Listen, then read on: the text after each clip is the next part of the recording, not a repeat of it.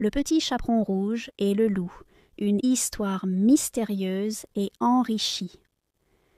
Il était une fois une petite fille qu'on appelait le petit chaperon rouge, en raison du joli manteau rouge que sa grand-mère lui avait offert. Cette petite fille était aimée de tous pour sa douceur et sa gentillesse. Un matin, alors que l'air embaumait l'odeur des fleurs printanières, sa mère l'appela. « Ma chérie, ta grand-mère est malade et a besoin de réconfort. Prends cette galette et ce pot de beurre et apporte-les lui. Mais attention, reste sur le chemin et ne parle à personne, surtout dans la forêt. Elle est pleine de dangers. » Le petit chaperon rouge, joyeuse et insouciante, hocha la tête et promit d'être prudente. Elle prit son panier et se mit en route. La lumière du soleil se frayait un chemin à travers les arbres, dessinant des ombres dansantes sur le sentier. Alors qu'elle avançait gaiement, elle remarqua des fleurs sauvages, d'une beauté éclatante. Oubliant les consignes de sa mère, elle s'arrêta pour en cueillir. C'est alors qu'un grand loup gris sortit des buissons. Son regard perçant était à la fois curieux et inquiétant. « Où vas-tu, petite fille, seule dans cette grande forêt ?» demanda le loup d'un ton faussement aimable. Sans se méfier, elle répondit « Chez ma grand-mère qui est malade. J'apporte une galette et du beurre pour la réconforter. » Le loup sourit intérieurement. Rusé comme il était, il élabora aussitôt un plan.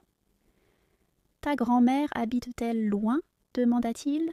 « Pas très loin, » expliqua-t-elle. « C'est la petite maison en pierre près des 3 grands chênes. »« Très bien, » dit le loup. « Eh bien, je te laisse cueillir tes fleurs. À bientôt, peut-être. » Et d'un bond, il disparut dans les bois.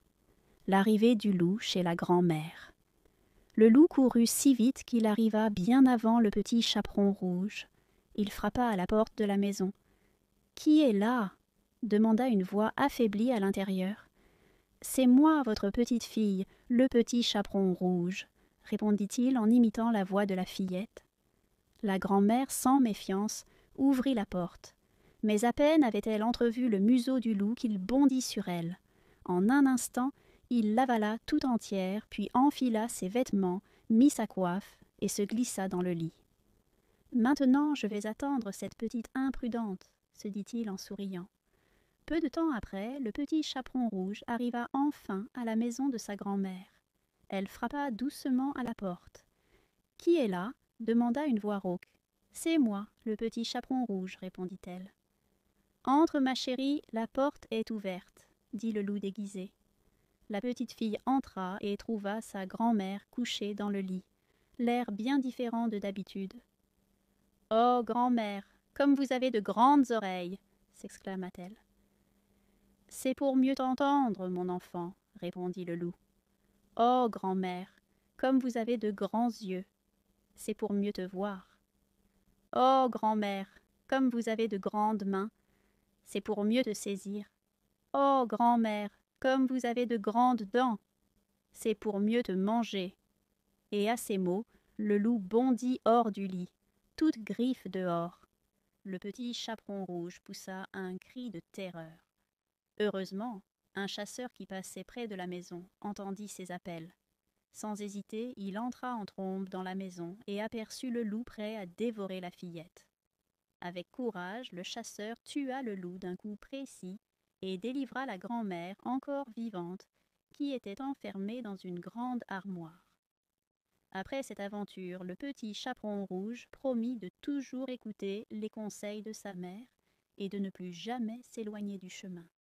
La grand-mère, reconnaissante, invita le chasseur à partager la galette et le pot de beurre pour célébrer leur sauvetage.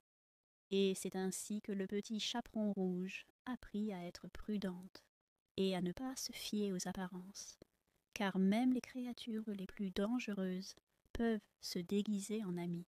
Si cette vidéo vous a plu, n'oubliez pas de liker, de vous abonner et de découvrir nos autres vidéos éducatives amusantes dans les commentaires ci-dessous.